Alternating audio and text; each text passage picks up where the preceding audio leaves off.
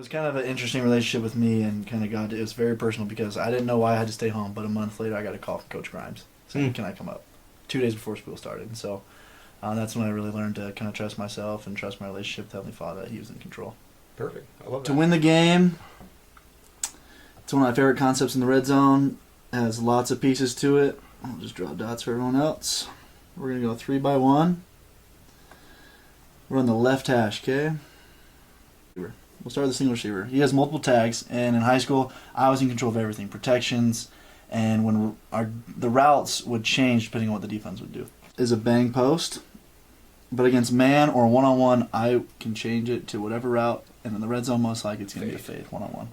Then I can keep it on, or if it's cover 0 or open field, we got open field safeties, and here. So my first read right now is the corner. What is he doing?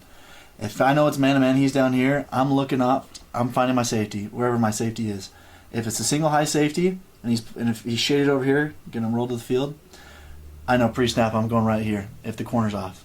If the corner's off, the bang post, everything was based on timing and position. I trusted my guy was going to be there. Look off here, boom, bang post. But one of my favorite routes to throw was right here. D-Black CougConnect, we already in there. Y'all just hop in. Bro, yeah. See, I deep out there.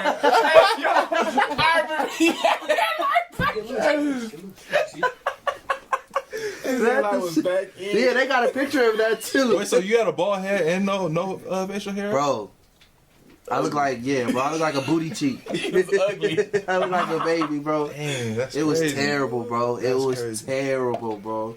I went bald here actually. He looked like the naked mole rat from Kim Possible. Yeah, bro. It was hard. Yeah, You got your beer card? Yeah, I just got it. Yeah, I'd do that to get an ID. I don't even want to know how lenient it is now. Oh yeah, that's smooth.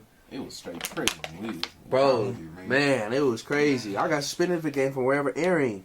So what made you want to come to BYU, bro? Well, first off, the city of Berkeley really, they're actually pretty strict on COVID guidelines. I need somewhere just, else to build my stock up.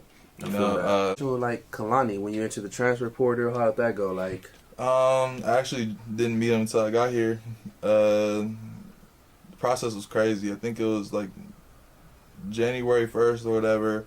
The running back here declared for the draft. After that, the O-line coach hit me up. He was like, "Yo, what's up?"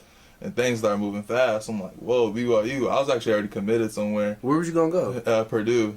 Oh, that's actually fire though, Purdue. Yeah. And so I was actually committed somewhere, and then, the lanes really did change, and they're like, you know what? Coach was like, we got great offensive line. We got great receivers. We got great people coming back. We're a family here. Wait, what made you choose BYU over Purdue? Really, it's just a fit, right? I mean, we played some of the same teams last year. So we played Arizona last year. Right. They played Arizona. We played SC. They played SC. And so I've already seen film. I've already watched tape. I was running against them, to see where, Smart. holes looking like. So I'm like, Right. okay, these guys can work. Right. And if I see that, I'm like, okay, there's potential. That's smart. That's actually smart, bro. I didn't even think about that. He was like, I watched it. Yeah, okay, yeah. I felt that. So I can't. You never been here before. I went solely based off tape. How tired we'd be, After the game. tired in the backfield. I don't know how it is. Like y'all be tired. We be tired. In college, Yeah. it was bad. Yeah. When I first came back my senior year against Arizona, after that game, I literally felt like I've been shot. Yeah. I couldn't even move. I was like, all Sunday. For real. I couldn't move. Is it different from like the NFL, like the game, the running back game? Is it different, bro? Yeah, just on the details and things just mess up. And then you could just go make plays real quick. Exactly. And run around the corner. You know what I mean? Right, But right. in the league, you will have to say you got to stretch, and you see somebody there, you got to make him miss, but still go that way where your blockers are going. Right. Because everybody else, everybody's smart in the pros. Everybody watching you stuff, your tendencies, linebackers, freaking Fred, and just all the 45s and all the middle 45 linebackers that's in the league. They know when to close down on you. All of them just fast. So most of the time they sprinting. Then if they know that you're a cutback type of person, they literally just wait there. Oh yeah. So it's more of just it's still a cat and mouse game. Then I watched you guys' last game, and I'm like, who the hell is 13 hopping over like that? Like, who the hell is this kid? And then they put it together. I'm like, what? He's that athletic? He's dope. Like, wait, who is this?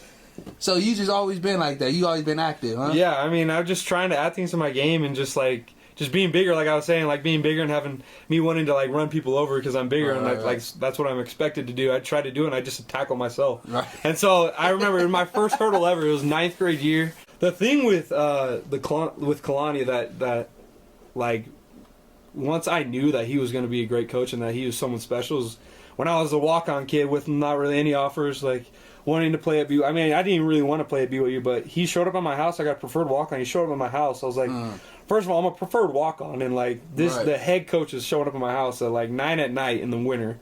And I was like, I knew nothing about him, and he was like cracking some funny jokes. Like I didn't know anything, I didn't expect anything from him, but I mean, just going to show. I would have played for him. Yeah, dude, he was seriously awesome. Like it just changed my perspective on BYU and how how he runs the program. It was just like it's not like a military. I heard that's how some coaches were like. But Broncos military. Yeah, that's what I heard. But yeah, he just. He just has fun with us. That's the bottom line. Exactly. And that's it. Here's the good thing and bad thing about that. The good thing that is you're gonna have an amazing college experience. Nobody you're gonna be able to when you try or eventually go off to coach. You're gonna be able to have a role model, Kalani, to take that from. The bad part about this is when you go to that next level. They ain't played. I know. That's what I heard. They're not your friend. Yeah, they are not your friend, bro. Yeah. So it's a good and bad, but that's why I told you too. Like, bro, just enjoy this. Like, I wouldn't even think about your stats. It's gonna come. It really will. Pac-12 or Big 12? Big 12 for sure. Because y'all playing in it. I mean, we're 5-0, but Ooh, Pac-12. Okay, you own the Pac-12. BYU on the Pac-12. You already know. Okay. It was kind of like, I felt like I wanted to go to BYU because it was a better atmosphere down there. I knew that. It's funny. We just had Cody on, and he talked about how he felt like God led him to BYU. Oh, really? Which is interesting to me because he's not a member of the church, right? And then we had Tyler Algier at our event back in December. We had a VIP event with him, and he said BYU. First of all, he's like, don't get me wrong, BYU is my best offer by far. So right. Forget that. But when I was at BYU, I had special feelings that I felt like God wanted me to be at BYU. That's crazy. And you're like, whoa, like that's kind of interesting. Cody can be spiritual sometimes, for real. Yeah. He says he's going to church. He's going to other churches and stuff. He's going to church. Yeah, he's such a great guy. Yeah. He really is. In the cover one defense because they have the guard slots across the field. So 9 times out of 10, they're going to line outside. The reason they line up outside is because they have help in the middle of the field. Because if they lined up inside, then they would be funneling dudes to the outside. So corners are typically going to be head up or inside leverage because their help is also to the middle. So they want to funnel everything to the sideline, which is their kind of safety that helps them out too. Another defender, right? You push him out of bounds on the catch or whatever. It's another defender. Yes. So. I would say just like something as easy as a double slant concept, which is like kind of universal.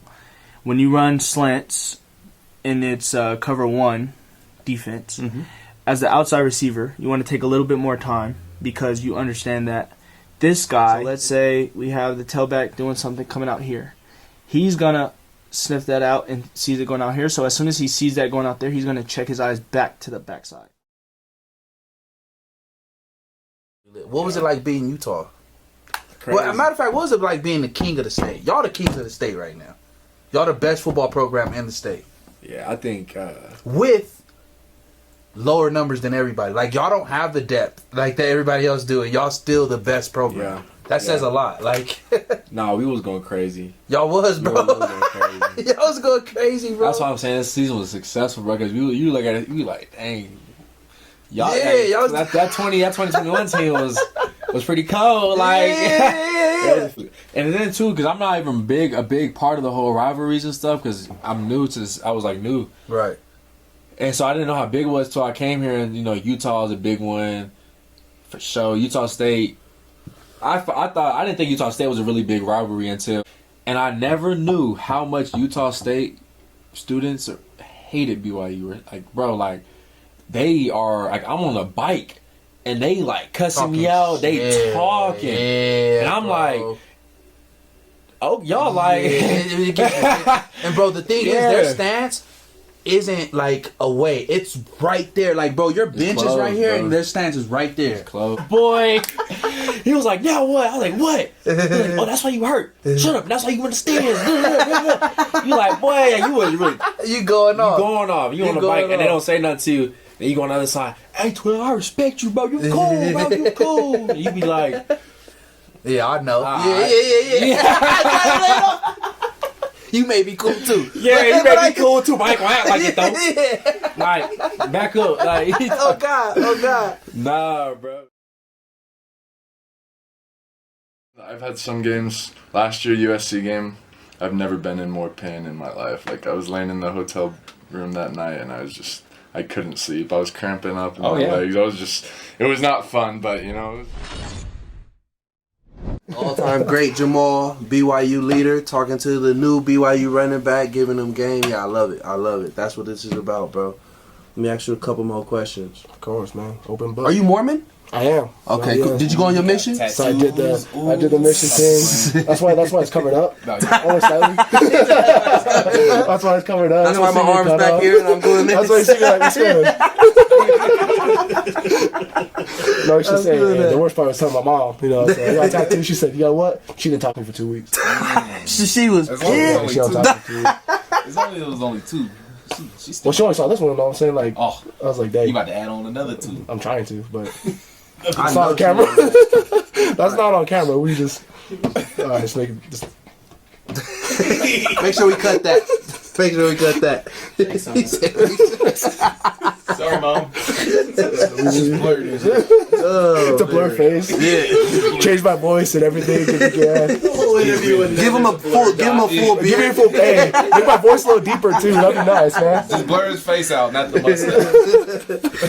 It's just a floating mustache. Yeah. It's just a floating mustache.